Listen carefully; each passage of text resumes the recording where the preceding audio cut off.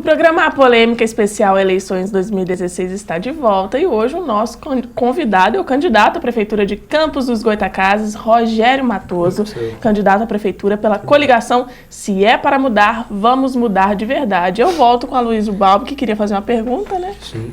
Foi feito. A gente o Rogério falou de projetos dele como vereador sobre energia solar, incentivo a ela. Eu perguntei a ele no final do bloco o que seria prioritariamente sustentável em Campos e o que é insustentável em Campos. Eu acho que insustentável na nossa cidade são essas pessoas que dominam pelo poder, dominam partidos, dominam famílias e muitas vezes acham que são donos da nossa cidade. Isso é insustentável e nós estamos aqui justamente para combater essas pessoas que acham que são donas da nossa cidade e vão levando a nossa cidade para o buraco. Eu ouvi a entrevista e eu achei de um tom muito sarcástico essa entrevista que a prefeita falando de tirar a cidade do buraco. Cidade que foi levada pelo casal para o buraco. Agora, sustentável são as nossas tradições, Balbi. São os nossos campistas que ainda acreditam que nós podemos fazer uma cidade melhor, que tenha orgulho da nossa cidade. Nós estávamos falando aqui agora, há pouco tempo, falando das cavalgadas, dos laços de bezerro, dos laços campistas, que são da nossa tradição campista e que é onde a família está junto, a família está presente, e são muitas pessoas, e nós temos que prestigiar isso. Temos que prestigiar a nossa história. Hoje, nós ainda não temos uma biblioteca pública, nós temos um Palácio da Cultura lá parado, e nós temos uma cultura vasta demais. Nós temos história na nossa cidade. Isso é sustentável.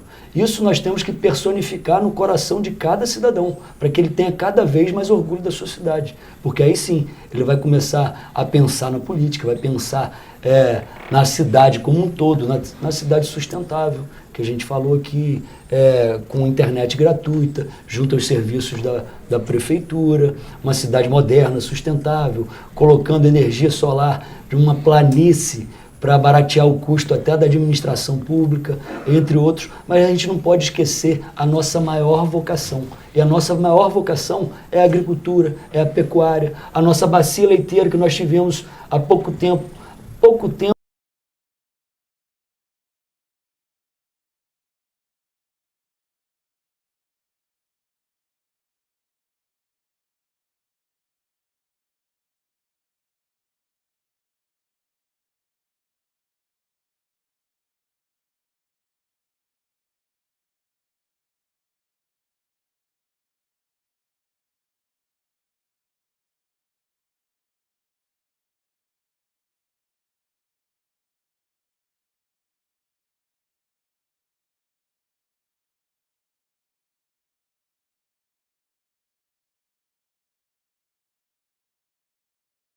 Internet gratuita, fala em energia solar. O que você acha desses três candidatos, você e mais dois jovens, vocês estão conseguindo passar essa juventude para uma cidade que tão acostumada com vendo o poder envelhecer, quando alguém assume o poder, envelhece com ele. Uhum. Qual é o discurso de jovem para uma cidade que envelhece com seus políticos? Eu acho que é sempre bom ter bastante quadros jovens, sim. Acredito que só a juventude, pela juventude, é muito pouco. Nós temos que ter um mínimo de experiência, um mínimo de conhecimento da nossa cidade, porque não adianta nada você só combater o casal e não saber os setores todos da sua cidade que falham e você não ter uma ideia ou uma equipe preparada para que isso evolua, porque isso também é muito pouco. Então, nós temos que fazer o divisor dessas águas aí, de juventude, de fazer uma cidade moderna, de pensar numa cidade moderna, inteligente, que é uma discussão de várias cidades do mundo, a questão da mobilidade também, que nós temos que estar atentos, né? Hoje a cidade vem crescendo muito, com esse Porto do Açu vai crescer mais, é uma cidade acessível, nós temos que fazer ela para todos, com as calçadas uniformes, para o cadeirante, para o deficiente visual, entre outros. Agora, falar que é só porque é jovem vai renovar é muito ruim. Nós vimos experiências nas eleições passadas que algumas pessoas com pouca experiência ganharam até a eleição de algumas prefeituras e a prefeitura ficou num caos muito maior. Porque tem que ter algum tipo de habilidade, fazer essa questão da administração participativa, porque hoje a população tem que participar mais. Nós temos a tecnologia, o cara faz um live ao vivo, tá naquele momento ali no Facebook, falando com todo mundo, as pessoas perguntando. Então isso é muito bom para você fazer o feedback do seu governo. Eu tenho um projeto que é Campus Conectada, que é uma vez no mês, pelo menos, o prefeito vai com o seu secretariado todo em toda a região da nossa cidade. A cidade nossa é muito extensa. Então, nós precisamos saber se as nossas ações, por mais planejadas que elas estão surtindo efeito prático em campo. Matoso, voltando à minha pergunta anterior, quando eu falei que Campos se acostumou a envelhecer com seus políticos, sim, não quis citar, assim, eu acho que isso é uma tradição que já vem de muito tempo, não é só de agora. Eu posso dar um corte. Eu nunca tive pai prefeito, nem avô prefeito, nem nada disso. Então, eles são muitas vezes jovens, mas já vem também dessa gestão toda que você está falando.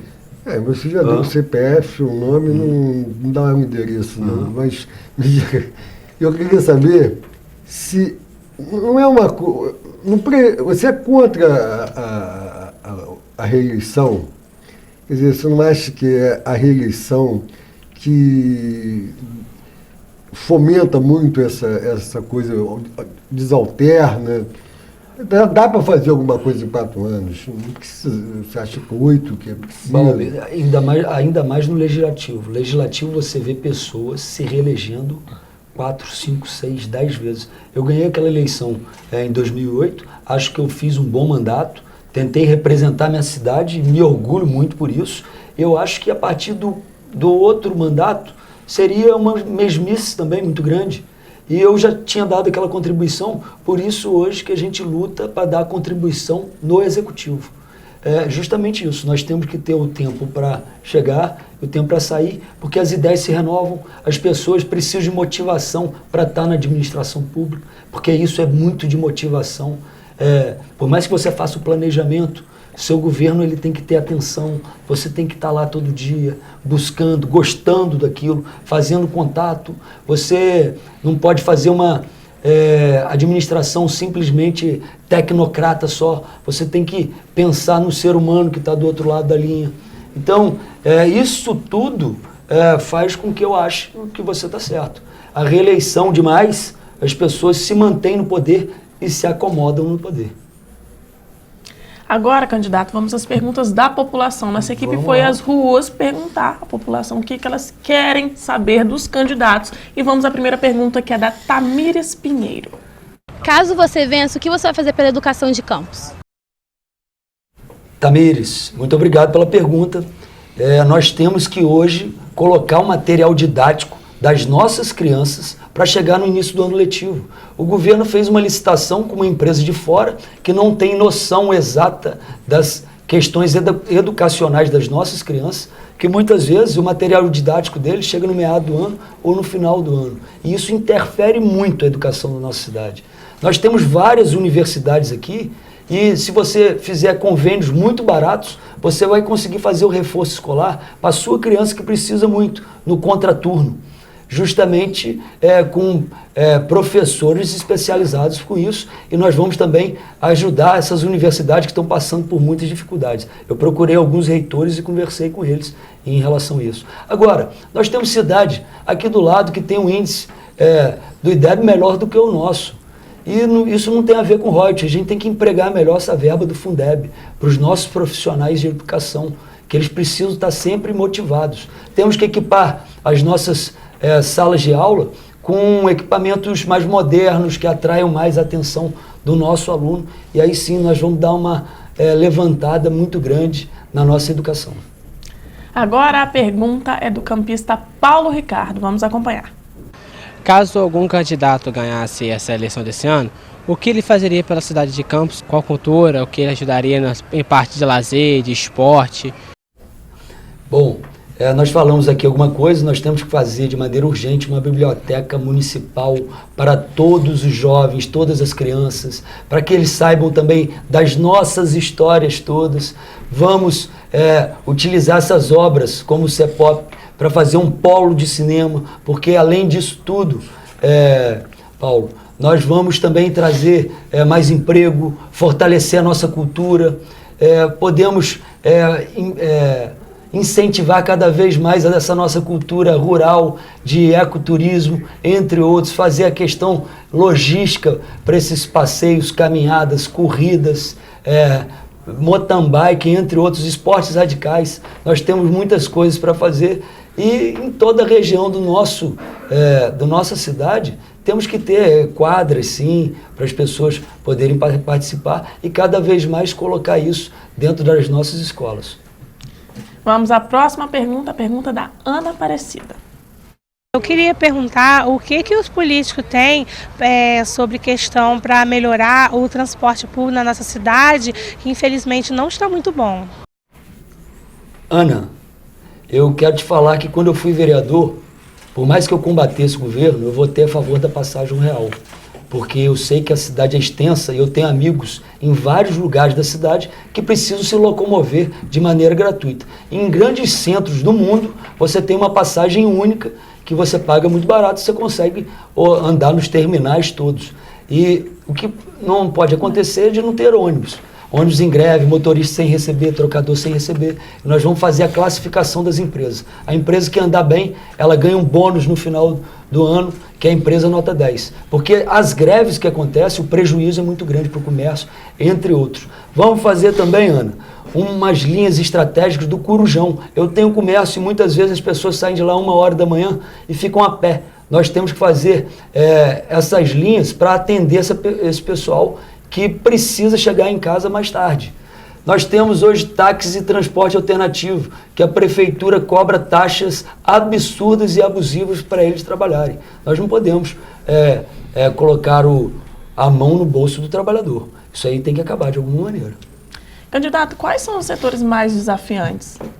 Olha, saúde é um setor que não é só estatística.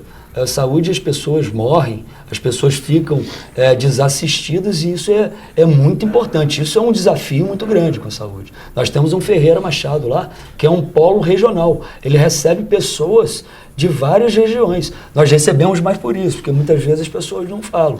Agora, é um desafio muito grande você atender toda a sua região de maneira boa, satisfatória.